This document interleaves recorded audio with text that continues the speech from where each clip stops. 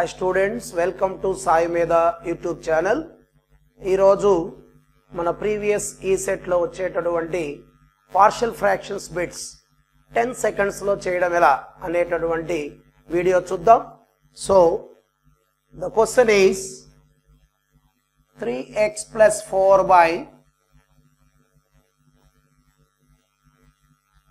x minus 1 into x minus 2. So దీన్ని మనం partial fractions గా ఎలా ఎక్స్పాండ్ చేయాలి అనేది మన question. So it is a repeated model అని ఈ సెట్ ఖచ్చితంగా వచ్చేటటువంటి మోడల్, కొంచెం కేర్ఫుల్గా మీరు అబ్జర్వ్ చేయొచ్చు. Very simple to do the solution.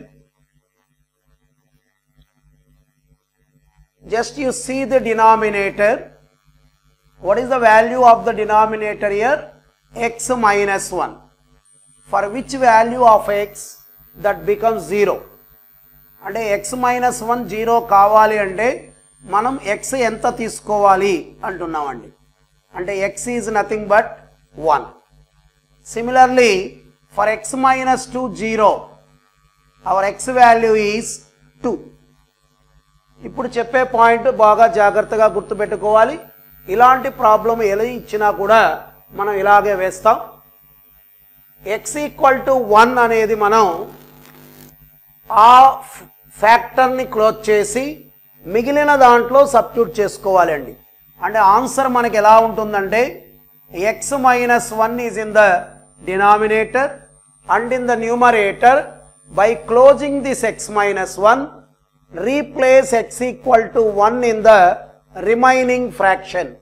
అంటే ఏమవుతుంది చూడండి, అంటే డైరెక్ట్గా వేయొచ్చు, మీకోసం క్లారిటీగా రాసి చూపిస్తున్నానండి.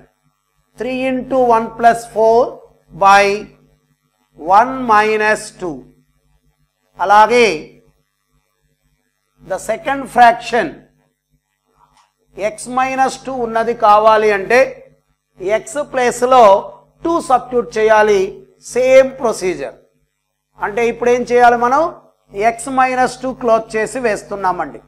అంటే ఏమవుతుంది, అది 3 into 2 plus 4 by 2 minus 1.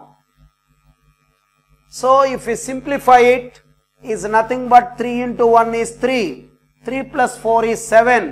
7 by minus 1 అంటే minus 7 by x minus 1. This is 6. 6 plus 4 is 10. 10 by 1 is 10, which is 10 by x minus 2.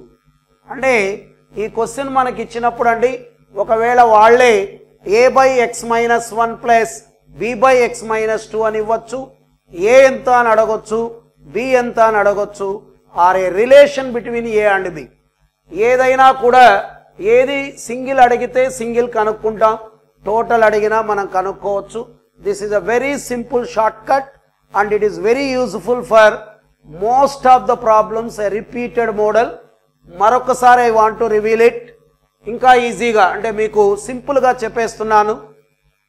X value కనుక్కో, అది మూసేయి, మిగిలిన దాంట్లో వేసేయి. సో సింపుల్గా మనకు ఆన్సర్ వచ్చేస్తుందండి.